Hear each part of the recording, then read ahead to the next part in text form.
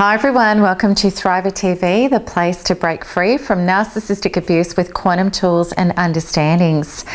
So today's Thriver TV episode is about why do I miss the abuser? And this episode might really shock you a little bit because, and you really need to hang in there with me to understand this, but what I'm about to say to you is you're not actually missing the abuser. That's not what it's about at all. What's actually happening is your inner child is missing you showing up, and I'm going to explain this through to you. We all know that it is absolutely horrendous, those feelings of I'm missing this person, I can't live without them, I can't stay away from them. But we know when it's an abuser that it just doesn't make logical sense because this person is hurting us. And we go back and we hope that it's going to be different this time, and it's just not different this time. And the pain gets worse and worse, we get more traumatized, and we lose more and more pieces of ourselves, more and more boundaries, more and more rights. And we just end up more and more damaged. But yet we still feel like, I love this person, I miss them, I need to make this work. And we're hooked. We're absolutely hooked. Now, what we need to understand is that your mind is telling you you miss this person, but it's not actually real. It's not actually true. And, you know, we know that people standing at the sidelines, friends and family watching this, they're like, what on earth are you doing to yourself? They don't get it. And unless we've been through this, we couldn't get it either. I've been there, I promise you. Absolutely. I want to put it to you like this. If you were to imagine somebody who is a drug addict, we know that ice is a horrendous drug, as an example. And somebody's missing ice. Okay, and even though they're taking ice and their teeth are falling out and they're having psychotic rages and they're losing the plot and everything in their lives are just falling apart in the most horrendous ways, these people miss ice. And it's the same with cigarettes. We could be a heavy cigarette smoker. We know that it's horrendous and we cough and we feel unhealthy and we can't exercise, but we miss cigarettes. You know, alcohol, shopping, Facebooking. Anything. You're not actually in love and missing the narcissist. You've got an addiction.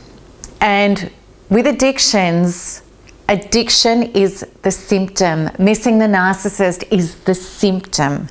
There's actually a deeper cause. I'm going to share with you my story because this could really help you.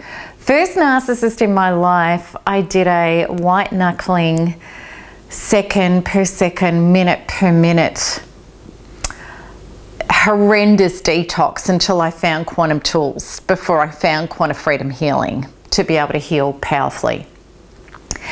And I broke no contact so many times because I was missing him, and then my mind would give me all sorts of excuses, and I thought this was a soul contract, that we were supposed to make it, he was my one true soulmate, all of those things that we all go through.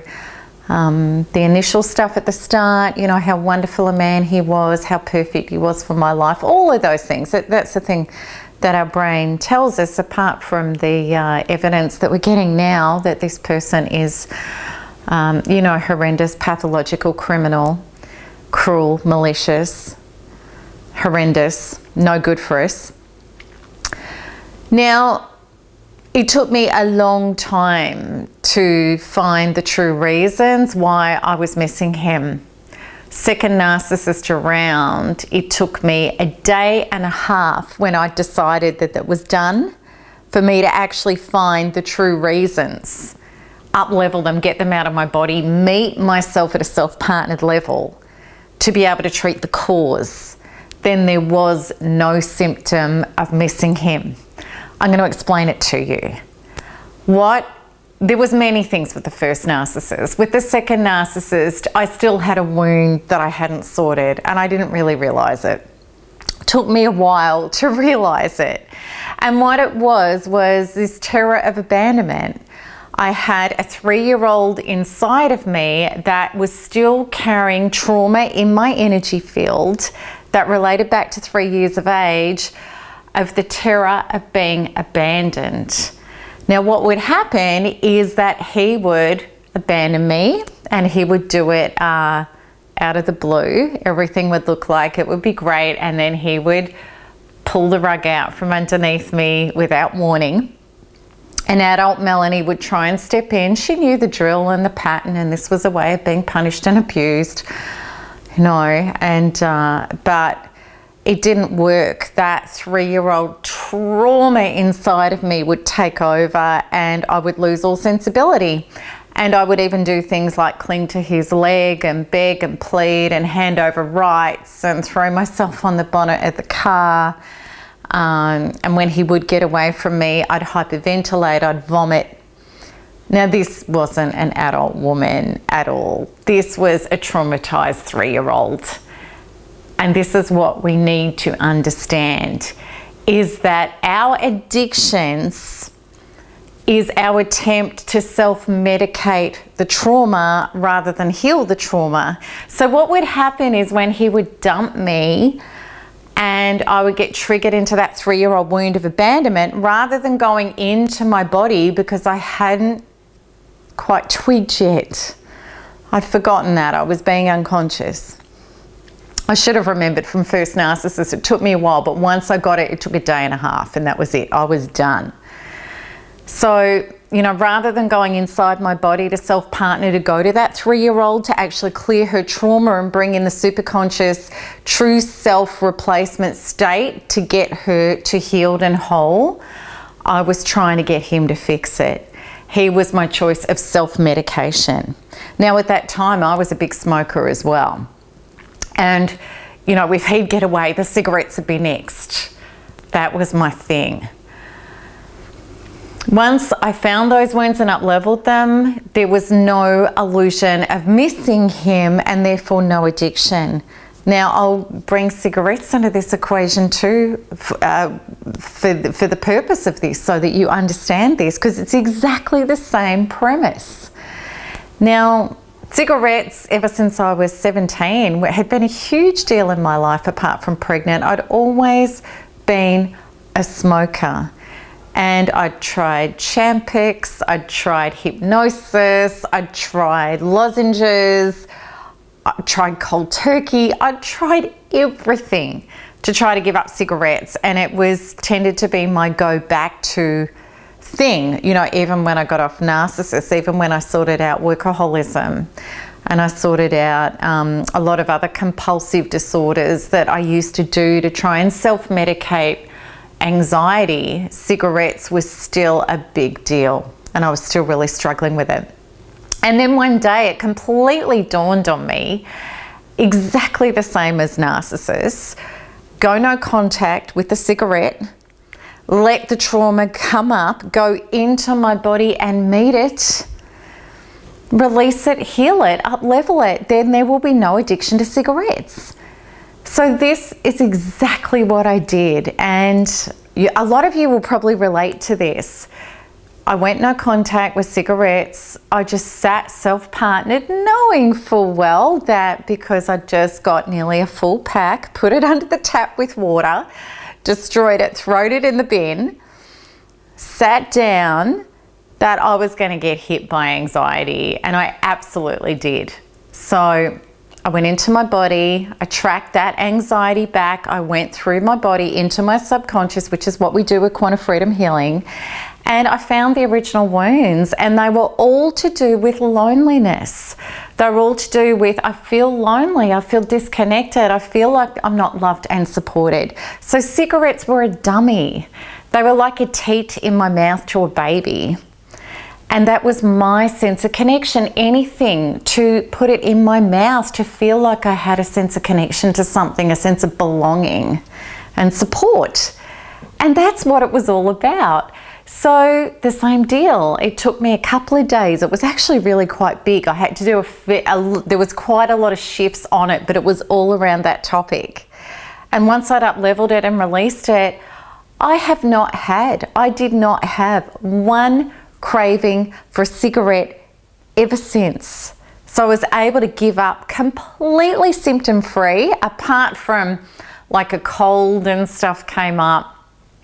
because I'd smoked for decades heavily. Sometimes in my times of trauma, I'd been a 70 cigarette a day smoker. That's how hooked I was. So I was able to give up, no trauma, nothing, because the reason went, I wasn't missing cigarettes. My inner child was missing me to relieve her and up-level her from this trauma. I promise you, the whole deal, the whole thing with narcissists is exactly the same. You are not missing the narcissist. You've gone missing to your inner being. Addictions are not love. Obsession with somebody coming from fear as our unconscious choice of self-medicating an unhealed inner wound is not love. It's obsession, it's addiction, it's enmeshment, it's unhealthy attachment.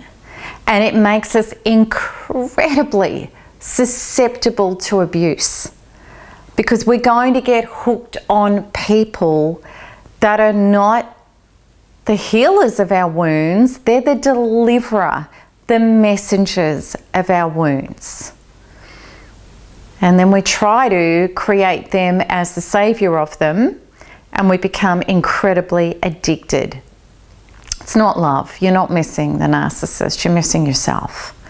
So I hope that's really helped explain, because this is a really big topic and it changes everything. It changes the whole playing field about addiction, obsession, trying to hold no contact. And I have passed this on to so many people within this community and worked with so many people in this community. And we actually do workshops on this and other self-partnering exercises, as well as addiction, in the 3 Keys webinar private Facebook groups, because we do 17 days of workshopping as well as the actual webinar. And I've helped people, well, they've helped themselves by having the tools to do it and their understanding, to be able to up-level and snap off all sorts of addictions immediately. So we're talking about whether it be alcohol or cigarettes, and, you know, even excessive chronic OCD, workaholism, all sorts of things. And of course, so importantly, narcissists. So you can do this, I promise you. I was just so addicted. Addictions had just been a massive deal for me all of my life. And, you know, to be able to live addiction free by going to those anxieties rather than self-medicating them. You know, food can be another huge one that people struggle with. Anything in your life that's obsession and guilt-ridden and pain-ridden, and, you know, will give you just a little quick fix of relief, and then you're back in the pain again and you're chasing your tail all the time. That's what addiction is. The missing of something, because we're missing from ourselves. We're missing from self-partnering in an effective way to actually heal ourselves. So I hope this changes everything for you, because it's huge. It's just huge. So if you enjoy my videos, please, I would love you to subscribe to my channel and like and comment. And also too, if you want to connect to my resources to find out more in how to heal and up-level from narcissistic abuse, you can do so by clicking the button that appears on this video. And I would love you to join me in my next 3 Keys to Thriving After Narcissistic Abuse webinar. They're always ongoing. And come into the private Facebook group so that you can dive deep into this workshopping and really just heal and recover from narcissistic abuse in ways that are easy and empowering, not the old traditional horrendous ways we've been trying to deal with these addictions. So that's it from me, everybody.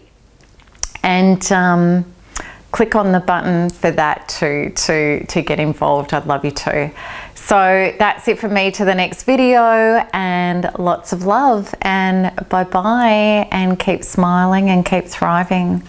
because we know there is nothing else to do. Bye-bye.